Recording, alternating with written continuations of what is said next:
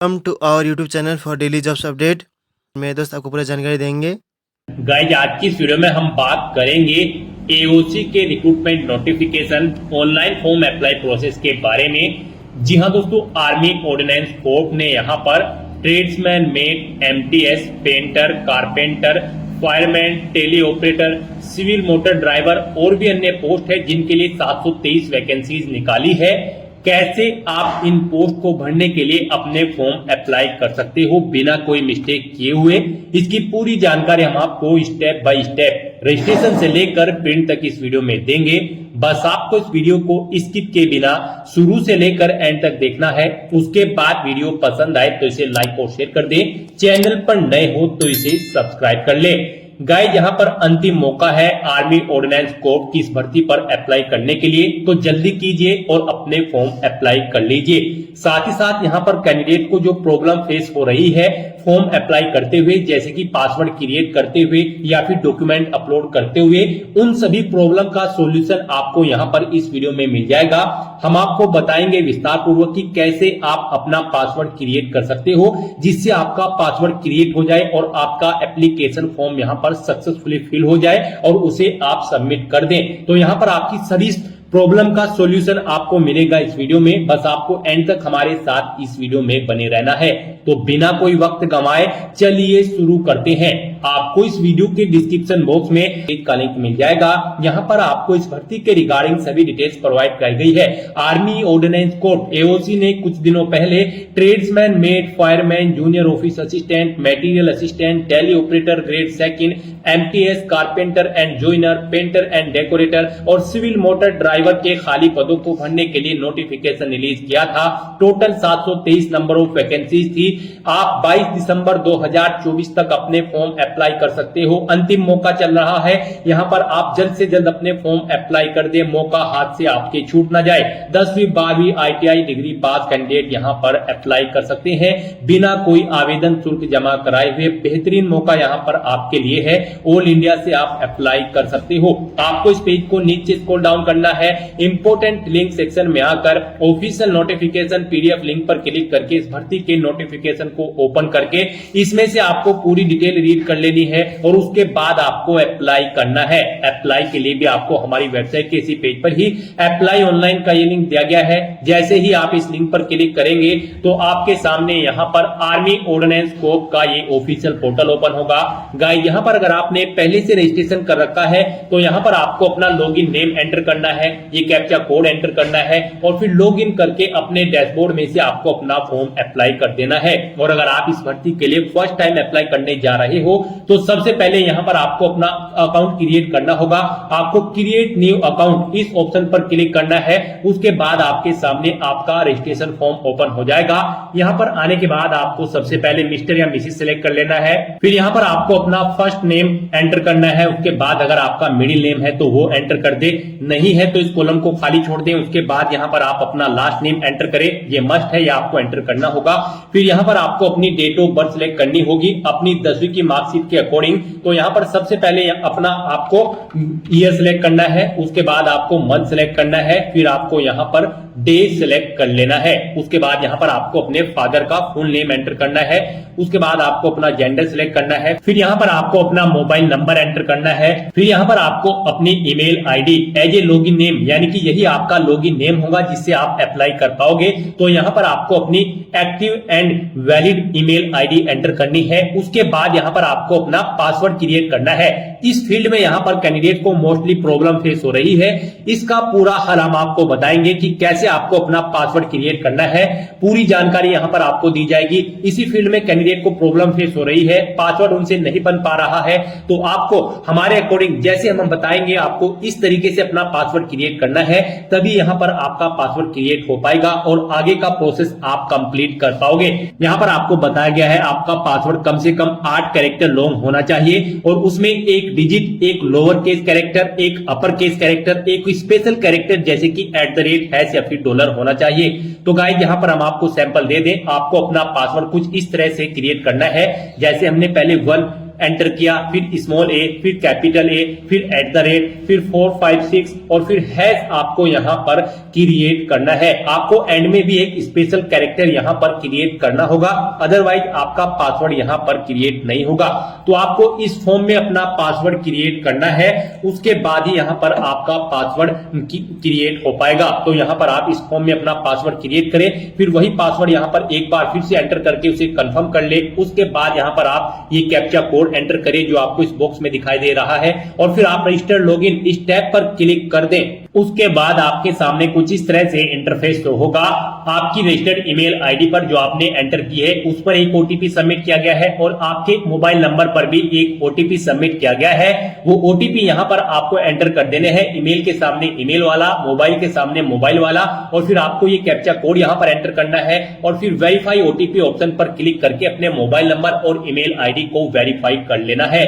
उसके बाद आपको यहाँ पर लॉगिन के इंटरफेस पर रिडायरेक्ट कर दिया जाएगा। अब यहाँ पर आप अपना लॉगिन नेम यानी कि ईमेल आईडी एंटर करें, ये कैप्चा कोड एंटर करें जो आपको यहाँ पर शो हो रहा है, और फिर आप लॉगिन की स्टेप पर क्लिक करें। उसके बाद आप यहाँ पर अपना पासवर्ड एंटर करें जो पासवर्ड आपने क्रिएट किया था रजिस्ट्रेशन फॉर्म में। उसके बाद फिर एक बार फिर से यहाँ पर आप ये कैप्चा कोड एंटर करें और फिर साइन इन की टैब पर क्लिक कर दें। नेक्स्ट आपके सामने कुछ इस तरह से इंटरफेस ओपन होगा। फॉर्म फिल करने से पहले आपको सभी इंस्ट्रक्शन दे दिए गए हैं, आपको इन्हें रीड आउट कर लेना है।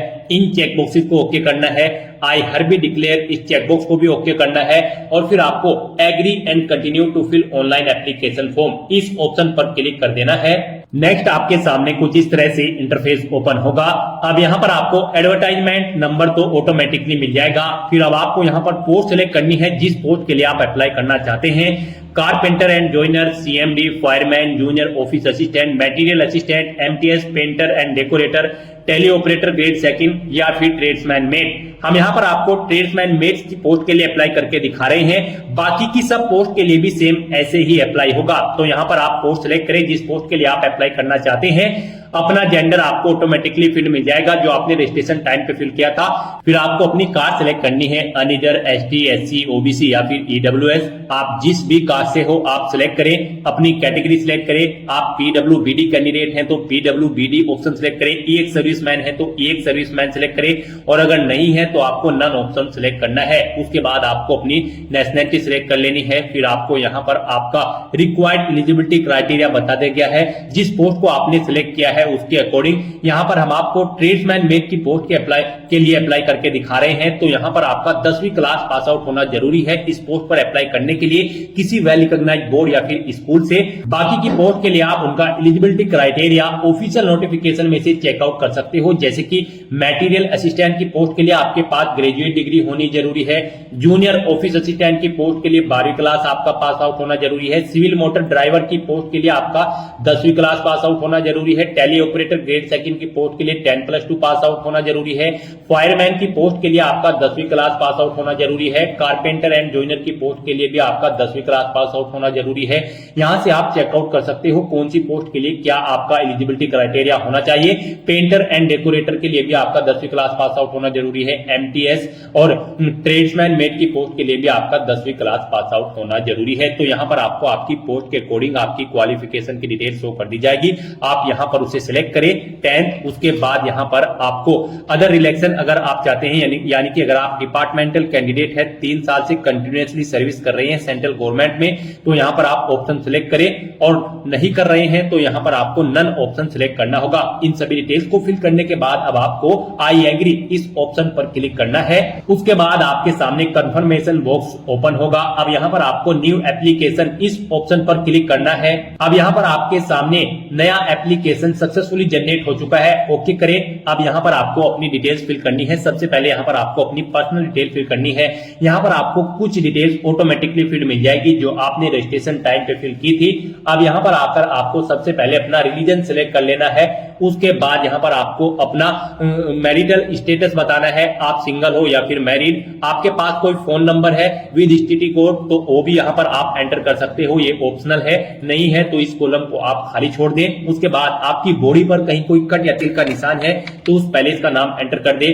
फिर यहाँ पर आप स्टेट ऑफ ओरिजिन डोमिसाइल आपके पास किस स्टेट का डोमिसाइल है, आप किस स्टेट से बिलोंग करते हो उसका नाम यहाँ पर आप सिलेक्ट करें। उसके बाद यहाँ पर आप अपना कोरोस्पोंडेंस एड्रेस एंटर करें, फिर आप अपना स्टेट यहाँ पर सिलेक्ट करें, उसके बाद आप अपना डिस्ट्रिक्ट यहाँ पर सिलेक्ट करें। आपके स्टेट के अकॉर्डिंग यहाँ पर आपको आपके डिस्ट्रिक्ट की लिस्ट शो कर दी जाएगी। फिर आप यहाँ पर अपना पोस्ट ऑफिस का नाम एंटर करें और उसके बाद यहाँ पर आपको अपना पिन एंटर कर देना है। उसके बाद यहाँ पर आपको अपना परमानेंट एड्रेस एंटर करना है और अगर आपका परमानेंट एड्रेस आपके कोरोस्पोंडेंस एड्रेस के अकॉर्डिंग सेम है तो बस आप इस चेकबॉक्स को ओके कर दे, सेम एट कोरोस्पोंडेंस। ऑटोमेटिकली आपका परमानेंट एड्रेस आपके कोरोस्पोंडेंस एड्रेस के अकॉर्डिंग फिल हो जाएगा। उसके बाद यहाँ पर आपने जो अपनी कास्ट सेलेक्ट की थी आपको वो यहाँ पर मिल जाएगी। अगर आपकी कोई सब कास्ट है तो यहाँ पर आप एंटर कर सकते हैं, नहीं है तो इस कॉलम को खाली छोड़ दें। इन सभी डिटेल्स को फिल आउट करने के बाद अब आपको सेव के इस बटन पर क्लिक करना है और अपनी इन सभी डिटेल्स को सेव कर देना है। नेक्स्ट यहाँ पर आपको एजुकेशन एंड एडिशनल डिटेल्स इस टैब पर क्लिक करना है। उसके बाद आपके सामने कुछ इस तरह से इंटरफेस शो होगा। यहाँ पर गाइड हम आपको ट्रेड्समैन मेट की पोस्ट के लिए अप्लाई करके दिखा रहे हैं। इस पोस्ट पर अप्लाई करने के लिए आपका 10वीं क्लास पास आउट होना जरूरी है किसी वेल रिकॉग्नाइज्ड बोर्ड या फिर स्कूल से। तो यहाँ पर अब आपको अपनी 10वीं क्लास की डिटेल देनी है। सबसे पहले यहाँ पर आपको अपनी 10वीं क्लास का रोल नंबर एंटर कर देना है। उसके बाद आपको स्कूल या कॉलेज का नाम देना है जिससे आपने अपनी 10वीं क्लास पास आउट की है। फिर यहाँ पर आप स्टेट सिलेक्ट करें, किस स्टेट से आपने अपनी 10वीं क्लास पास आउट की है। बोर्ड या यूनिवर्सिटी का नाम दें जिस बोर्ड से आपने अपनी 10वीं क्लास पास आउट की है।